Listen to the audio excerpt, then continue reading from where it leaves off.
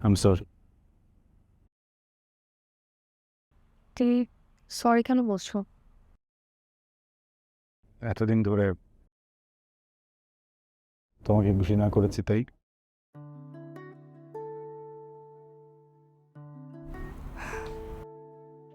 ঘৃণা করেছো দেখি তো এত সুন্দর একটা সংসার গোছাতে পেরেছ।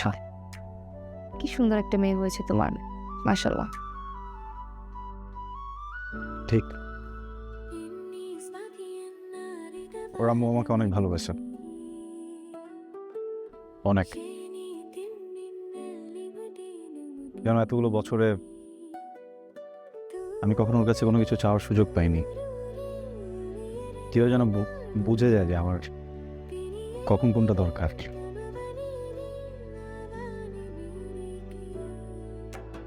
ওর সাথে খুব অদ্ভুতভাবে পরিচয়। আমি তো প্রেমে ছ্যাঁকা খেয়ে পুরো ব্যাকা হয়ে গেছিলাম। ফ্রেন্ড ছিল, সান্ত্বনা দিতে আসলো, তখনই আমি আর সুযোগটা মিস করিনি। ও কাঁধ বাড়িয়ে দিল, আমি সাথে সাথে মাথা রেখে দিলাম।